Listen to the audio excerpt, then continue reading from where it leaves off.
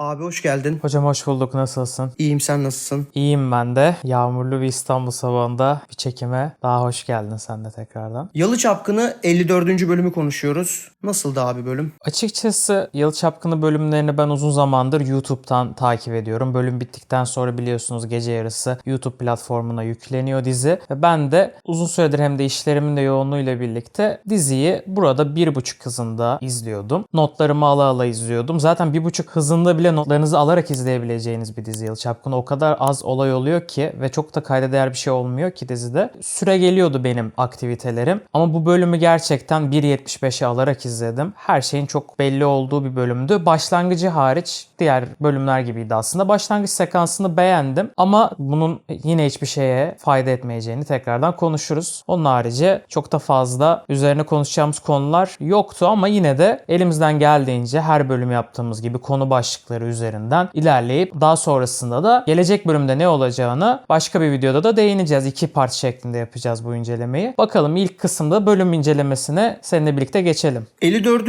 bölümde 51. bölümden hatırladığımız 24 saat sonrası yazısıyla başladık. Ve bu bölümün ilk 10 dakikasında Kazım'ın ölümünü simgeleştiren bir sahne vardı. Mutlu bir Kazım aile saadeti içinde ve ona babası Kazım Kazım diye sesleniyor. Kazım acaba babasına gidecek mi? Yani aslında bir nevi ölüme gidecek miyi gösterdi bize. Bu arada uzun süredir diziyi hep eleştirdik ama ben bu sahneyi beğendim. Ben de zaten hani inceleme başında da bahsettiğim gibi ilk sahne dışında çok fazla bir şey yoktu bölümde kayda değer olan. Ben de farklı bir şey denemesini beğendim. Günger Bey zaten tekrar gelişinden beri farklı şeyler deniyor ama ne yapsa fayda etmiyor ve kendisinden sonra gelmiş olan senariste de bir öfkesi de var yani. Bu ara sıra diyaloglarla da Ferit üzerinden bunu da veriyor yani. Bu bölüm hatta Nevra'ya şey demişti, hatırlarsınız. Kendi isteğimle evlenmedim. Kendi şeyimle de baba olmadım falan tarzında bir diyaloğu vardı arabada giderlerken. Şimdi bu aslında biraz Leyla Hanım'a bir diss. Yani Ferit'i 2. sezon kendi isteğiyle evlendirdiler. Çünkü çocuk uyandı komadan, dedi ki ben Seyran'la evleneceğim. Seyran da kabul etti bu olay üzerine ve evlendiler. Sonrasında tekrardan evliliği götüremediler falan. Bu Günger Bey'in büyük ihtimal asla istemeyeceği bir olaydı. Onları evlendirmek ve kavuşturmak daha sonraki bölümlerin işiydi bence onun hikaye akışında. O yüzden de açabildiği kadar açıyor aralarını. İlk sezonda biraz yaptığı tekniklerle de paralel gidiyor bu olay. Şimdi bu sekansa geri dönersek bu sekans gerçekten güzeldi ama nasıl daha güzel olabilirdi biliyor musun? Şimdi gelecek bölümde fark edeceğiz bu olayları. Kazım Ağa'nın koma süreci olacak, işte yaşayacak mı yaşamayacak mı ikilemi olacak. Eğer Kazım Ağa karakteri gerçekten ölecek olsaydı bu sahne o kadar güzel olurdu ki ve diğer bölümde de bunu daha devam ettirirdin. Çok güzel bir sekans yaratabilirdin 2 bölüm boyunca veda olarak. Kazım Ağa ölmeyecek mi sence? Onu da gelecek bölüm fragmanını incelerken seninle konuşuruz. Biz de her şeyi söylemeyelim. Dizinin ana aksını oluşturan bir diğer olay ise Ferit'in AVM'deki dükkanı satın alma hevesiydi. Ve burada aslında geçen bölümde gördüğümüz Nevra devreye girdi. Nevra ve Ferit mevzusu ortaya çıkmış oldu. Bu noktada senarist şunu yaptı. Bu AVM'ye giden Ferit'le Nevra var. Palyaço olma işi için giden Seyran var. Ve bunları daha öncesinde takip ettiren Pırıl Kaynağı'ndan Pelin var. Ve bu üçlüyü aynı AVM'de buluşturan bir senarist var. Bu çok ucuz bir numara değil mi? Değil mi? Herkes her yerde aynı anda gibi oldu. Yani bir AVM içerisinde sıkıştırılmış bölüm yarısı izliyoruz. Her karakter orada olduğu için de çekimi daha kolay oluyor. Tabii ki de bu prodüksiyonun çok işine gelmiştir. Abi süper. Bu hafta hani yılda çekemesek dahi çoğu sahneyi bir AVM'yi kapatacağız ve hem Seyran'ın çekimlerini yapacağız hem Ferit'le kızın çekimlerini yapacağız hem de Pelin gelecek oraya ve Pelin'le Seyran arasında Ferit'ten dolayı olan bir diyalog yaşanacak. Tıpkı ilk sezondaki gibi. Günger Bey bunu bu arada seviyor yani. Bir erkek yüzünden 2 kadın harap olması mevzusunu işlemeyi seviyor. Bu bölümde de aslında güzel yakınlaştıklarını gördük 2 düşmanın. Ama ben abi kusura bakmayın 54-55 bölüm oldu artık. Yahu ilk sezonda dedim. Farklı kısımlarda da dedim. Ben bir yan karakterle ve hikayesi zaten ilk sezonda bitmiş bir karakterle bağ kurmak, onunla empati yapmak istemiyorum yani. Sırf anne olacak diye de ben onunla empati kuramam. Bunu nasıl yaparsın? Pelin'in bazı şeylerde acı yaşaması lazım ki örneğin bebeğini kaybedebilir. Bundan sonra Seyran'la birlikte aynı durumda olduklarını bize anlatabilirsin. Biz burada belki Pelin'e bir empati kurabiliriz. Ama Pelin'in sadece Ferit kaynaklı kafasında düşündüğü bir durum var. Bu durumdan dolayı da mağduru oynuyor. Sen burada hata yapıyorsun senarist olarak. Senin bir şekilde Pelin'in hayatında bir kırılma yaratacaksın ki daha sonrasında biz bunları izlediğimizde ah Pelin için üzülelim diyelim. Ama böyle bir kırılma da yok ki. Olsa da biraz zorlama olur ama eğer gerçekten farklı bir karaktere evrilmek istiyorlarsa, daha Seyran'a destekçi bir karakter yaratmak istiyorlarsa bunun yolu aslında bahsettiğin gibi olurdu. Pelin kayıp yaşardı ve onu ilk teselli eden kişi gelip Seyran olurdu belki. Yani Ferit yine bu haberi falan alamazdı, bir şey olurdu. Ve ondan sonrasında belki de bu ikili Ferit'ten bir öç almaya çalışırlardı falan. Böyle bir şey yapabilirdin madem dizide tutmak istiyorsun. Yani ilginç, şimdi Nevra karakterine dönmek istiyorum ben. Yani yeter, çok fazla Pelin konuşuluyor zaten. Günger Bey çok sevse de bu mevzuları. Ama bir dakika. Bence Pelin konuşmuşken Pelin'in Ferit'le yüzleşmesindeki cümlelerini bir ele alalım. Peki. Şöyle bir şey diyor Pelin. Beklenmeyen bir cümle. Sen evlisin. Karnında senin çocuğunu taşıyorum.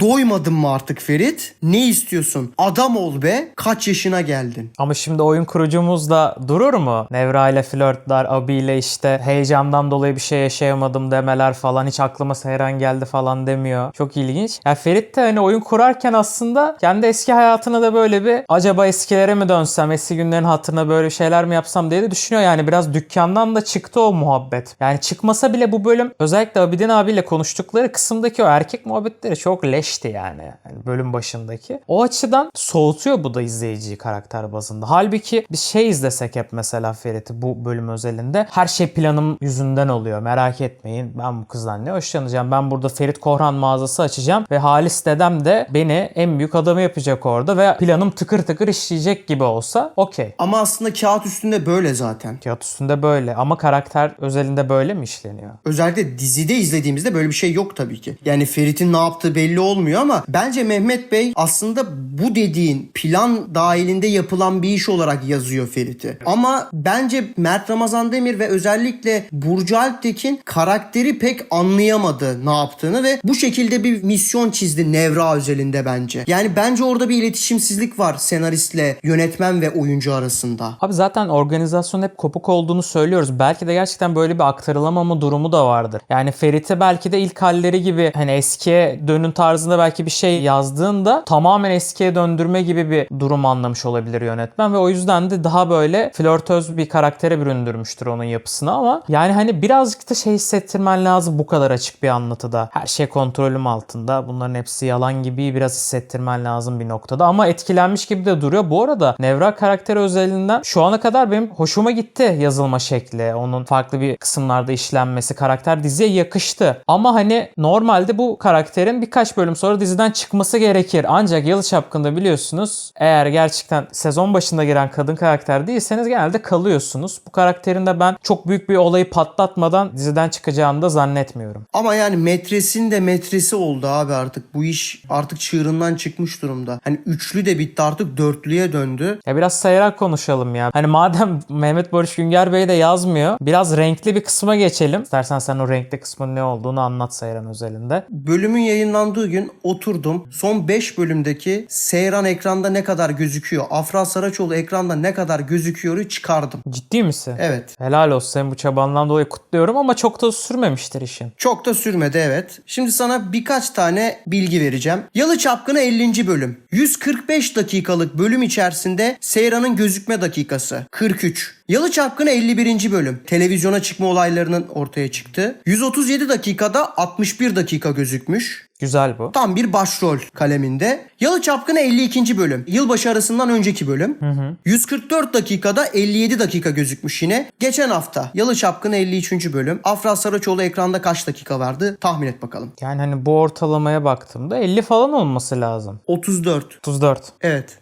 Keşke Ferit'e de baksaydık kaç dakika var falan diye. Bu bölüm peki var mı? Bu bölümde istatistiğini aldım. 45. Ha, yine bu bölüm birazcık daha eklemişler ama genel olarak baktığımızda şöyle bir saatte koysan sen bu karakteri o kadar misyonsuz bir hale büründürüyorsun ki zaten bir anlamı kalmıyor. O yüzden de zaten şunu fark etmişler abi, 60 dakika yazsak ne olacak? Zaten ben bunu üzerinden ilerletmiyorum. Daha Ferit üzerinden akıtmak istiyorum hikayeyi diyor. O yüzden 34'e 40'lara çekmiş olması belki de kendi yazım açısından mantıklı olabilir ama bu rezalettir yani. Geçen hafta sadece 5 dakikalık bir Seyfer sahnesi var. O da birlikte bölüm başında yüzleştikleri sahne. Onun dışında zaten bir Seyfer sahnesi yok. Şöyle bir anekdot vereyim sana. 50'den bahsettim, 51'den bahsettim, 52'den bahsettim. Bu bölümlerin hepsinde Seyfer sahneleri var. Zaten Afra'nın bu yüzden rolü çok fazla dakika olarak. Tabii canım, Ferit'le yan yanalar diye var yani. Yoksa kendisinin öyle çok fazla bir sahnesi yok. Şimdi ben sana biraz önce 5 bölüm üstünden Afra'nın gözüktüğü dakikaların rakamını verdim. Biz buradan ne anlamalıyız? Afra Saraçoğlu diziden çıkıyor mu? Bunun muhabbetini yapmıştık ve şaka oldu, ortaya çıkmıştı. Fakat şöyle de bir şey var. Bazı şeyler konuşulsa da değişmediği aşikar abi. Yani bu bölüm palyaço oldu ya hani, meslek gereği. Para ihtiyacı vardı. Arkadaşının da vesilesiyle böyle bir işe girişti. Ama zaten maskara etmişlerdi açıkçası Seyran karakterini. Zaten palyaçoya çevirmişlerdi. Yani sezon başındaki o güzel halleri, o işte ifakate kafa tutan halleri falan Günger Bey'in tekrar gelişiyle ilk sezondaki haline büründü. Halbuki bu karakterler hem Ferit hem Seyran büyük bir yol kat etmişti. Ve ikinci sezonun ben daha çok Yılda kadınlar üzerinden giden ve Seyran üzerinden ilerleyen bir hikaye olacağını tahmin ediyordum. Ama ne Leyla Hanım'ın yazdığı hikaye akışındaki ilerleyiş ne de Günger Bey'in hikaye akışındaki ilerleyiş bunun üzerinden ilerlemedi. Tam tersi, kendisini aramaya çalışan, farklı şeyler denemeye çalışan bir dizi izliyoruz. Bu noktada da aslında daha çok Ferit üzerinden bir şeylerin değişimine tanıklık ediyoruz. Seyran üzerinden çok fazla bir şey olacakmış gibi gösterip hiçbir şey de koymuyorlar. Bazen fragmana bir kere falan koyuyorlar. Bazen koymadıkları bile oluyor yani. Hani demiştik ya, şakaların aslında bir alt metni vardır. Ya burada bir alt metin var ama oyuncu da bir noktada bunu kabullenmiş gibi gözüküyor. Yani gidiyor şu an şampuan reklamı falan çekiyor. Çünkü artık hani bir şeyi anlıyorsun abi. Sektörde kadın olmanın böyle zorlukları da var. Ayrıca senaristin de hikaye mantığını zaten her hafta 100 sayfalık hikaye okuya çözüyor bir oyuncu. Diyor ki tamam abi, benim yerim de böyle. Ortalığı yıksam da ne olacak diyor yani. Bu konu böyle. Şimdi diziden ayrılma durumu olmaz bu sezon özelinde ama 3. sezonda bu reytinglerle ve oyuncuların bu kadar mızmızlanma durumuyla, ki haklı bir serzenişleri olabilir. Dizi nereye gider bilemiyorum. Rakipleri de çıkmaya başlamışken yeni. Onun dışında istersen başka bir konu konuşalım. Seyran Gülgün arasında bir gerginlik oldu masada. Korhanlar özelinden yapıdan çıkamadığına eleştiri yaptı Seyran, yani benim para kazanma ihtiyacım var falan. İşte senin bana verdiğin parayı niye alayım tarzda bir muhabbet oldu. Ablasının ona para verdiği sekans aklına geldi. Güzel bir paralel sahne yazmış orada bence. Gülgün hayatını hazırda yaşamış bir insan ve hatta temizlik konusunda bile hemen bir temizlikçi kadın çağırdım falan diyor mesela. Ve o temizlikçi kimmiş? Sacide abla. Olacak iş mi ya? Eski dostum Tank'la gelmiş. Buradan şimdi Pelin'in sırrını mı öğrenecek Seyran mesela? Yani böyle bir şey mi bağlamak istiyoruz? Ya abi, bu kadın İstanbul'daki tek temizlikçi mi? Nasıl bir bağlantı var? Ben anlamıyorum abi. Zaten mesela bu bölümde de konuştuk ya. Burası tek AVM mi herkesi buluşturacak? Ya bunları birçok kez yaptıkları için artık bu tesadüflerden tiksinmeye başladım. Hani aşk tesadüfleri sever ama dizilerde çok tesadüfleri de sevmez abi. Bu kadar da denk geliş aynı bölümde olmaz. Dilersen Suna'ya geçelim. Suna ifakatten gerçekleri öğrendi. Hemen bunu Kaya'ya söyledi, işte İfakat Hanım beni sildi falan dedi. Yani kapı dinleme şeylerini çok fazla kullanıyor bence Günger Bey bu sezon. Farklı karakterler üzerinden yaptı. Ya bir yüzleşmeleri elbet olacaktır ya da Suna bunu bilerek daha temkinli davranacaktır. Yalı'yı içten çökertme planları da yapacak olabilir bu noktada. Ya ben şu eksenden çok şikayetçiyim abi Suna demişken. Günger Bey tekrar gelince Abidin'le Suna ilişkisi bir yandan tekrar fırladı. Bu da işte fanların gözünü boyamak için yapılmış alternatif bir hikaye akışı. Abi ben mesela Kaya ile Suna'yı daha çok yakıştıran bir insanım. Bunların arasını şimdi siz bozacak mısınız durduk yere? Ben bunu çok merak ediyorum. Yani Kaya istersen buradan geçerim çünkü Orhan'la çok değişik diyalogları vardı bu bölüm. Evet, Orhan'la Kaya şirkette restleştiler. Orhan Kazım'ın Şehmuz kozunu ortaya attı. Kazımlar Şehmuzlar'da yaşıyordu ve siz onları orada sakladınız dedi. Kaya da zaten hani ne oluyor ya'ya döndü bir anda. Anneme bak ne işler çeviriyormuş dedi. Kaya da Orhan'a dedi ki başka bir kozu üstüne atarak Halis dedenin dedi yetkilerini almaya çalışıyormuşsun. Bu kozu da ben ortaya atıyorum dedi. Hadi bakalım o zaman kapışalım. İkisi de bir anda sustu. Ya abi işte bu aynı evde yaşamanın da zorluklarından birisi. Herkes birbirinin sırrını kapılar arkasında dinleyerek öğreniyor ya da farklı kişiler üzerinden öğrenebiliyor. Toplu yaşamda böyle şeyler olabiliyor. Güzel. Bıçaklar çekildi aralarında. Kaya'ya birazcık şirkette bir misyon ekleyerek bir rekabet de yaratmak güzel olabilir. Bakalım nerede konumlanacak o karakter. Bu bölüm Halis dedesiyle konuşması da güzeldi. Benim annem çift kişilikli, bunu bilmiyor musunuz tarzı bir çıkışı vardı. Buraya geldiğimden beridir bir kere bana bir sevgi göstermediniz falan. Sadece parayla şey yapmaya çalışıyorsunuz demişti. Fena değil. Taro için güzel sahneler var. Kaya karakteri bence her iki senarist tarafından da iyi işlendi şu ana kadar. kadar. Onun dışında senin de çok beğendiğin Ferit'in babalık üstüne Orhan'la bir konuşması var. Dedi ki Orhan, hepimizin bu yalıda tek bir ortak noktası var. O da yalnızlık dedi. Koskoca bir yalının içerisinde yapayalnız insanlar izliyoruz. İfakat yalnız bir insan karakter gereği. Orhan evliyken bile yalnızdı. Gülgün zaten kendisinin yanında onu seven bir eşi yoktu baktığımızda. Asuman yalnız. Asuman'ın zaten eşi gitti. Halis Korhan karakter olarak yalnızlığı seven çünkü sırları olan bir adam. Latif Bey'in zaten ne olduğunu gördük. Aşağı taraftaki insanlar birazcık aslında birlikte gibiler ama onları zaten hikaye gereği çok fazla görmüyoruz. Ferit zaten kalabalıklar içinde yalnız bir adam ve bunu da kendisi hak eden bir kişi bir noktada. Bu güzeldi yani aslında bir birliktelik yok. Buraya da bu birlikteliği sağlayacak mesaj lazım dedi bence kendi açısından alt metin olarak. Orhan'ın da bu rolünü ben çok beğendim. Kurduğu planı şimdi konuşacağız zaten ama babalık üzerine işte hani onu Ferit'i çok sevdiği üzerine yapmış olduğu diyalog güzeldi. Ona iyi bir baba olamaması üzerine ve Fuat üzerine konuşmaları benim hoşuma gitti. Orhan Kazım üstünden büyük bir plan kurdu. Mafyatik insanlarla haberleşti, iletişime geçti, onlara görev verdi ve Kazım'ı kaçırtıp Kazım'ı öldürtme üstüne bir plan kurdu. Tabii bu planı en başından itibaren Ferit biraz anladı. Daha sonrasında Abidin'le birlikte bu olayı çözdüler ve Şehmuz'la Ferit'in devreye girmesiyle Kazım olayı ortaya çıkmış oldu. Ferit şöyle dedi: sen de bizim yüzümüzden ölme Kazım ağa dedi ve Orhan'ın bu planı suya düştü. Evet, Orhan zaten ne yapsa elini yüzüne bulaştıran bir adam. Aslında fena bir plan kurmamıştı ama tam olarak bu planın nereye varacağını ben de çok anlamlandıramadım. Bir de ben şunu anlamadım. Orhan'ın motivasyonu ne Kazım'ı öldürtmek için? Acaba başka birine mi vurdurtacaktı da Kazım'a denk geldi diyeceğim. O da değil. Bayağı Kazım Ağa'yı almak için yapılan bir plandı. Göreceğiz ki ilerleyen bölümde bunu yapacaklar mı ya da bir anda gaflete düşüp mü bunu yaptı ama çok da organize bir şekilde yaptığını gördük aslında telefon konuşmalarında. Ama ben şunu anlamıyorum abi. Yani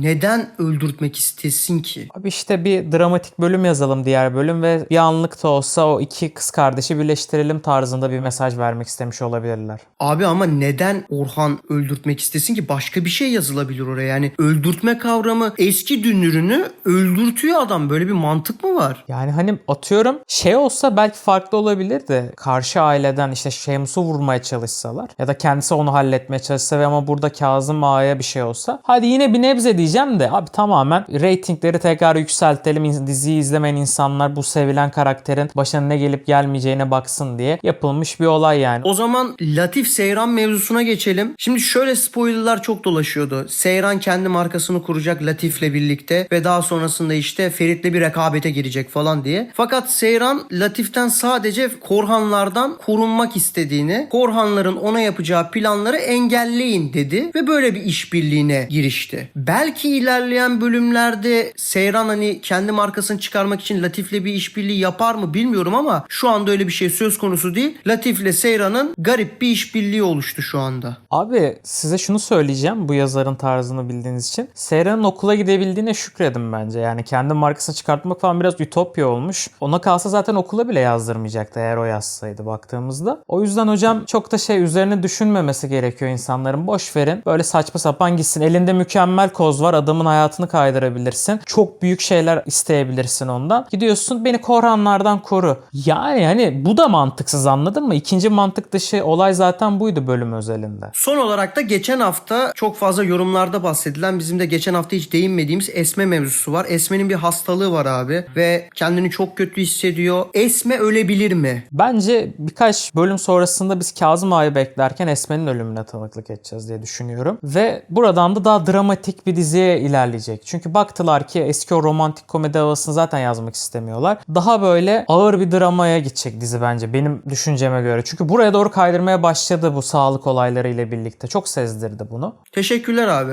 Biz teşekkür ederiz. Bu hafta 2 yıl çapkını videosu yapacağız. Diğer videoda da gelecek bölüm fragmanlarından hareketle neler olabileceğini konuşacağız. Videoyu izlediğiniz için teşekkür ediyoruz. Kanalımıza abone olmayı ve güzel bir like atmayı da unutmayalım. Sizleri seviyoruz. Görüşmek üzere.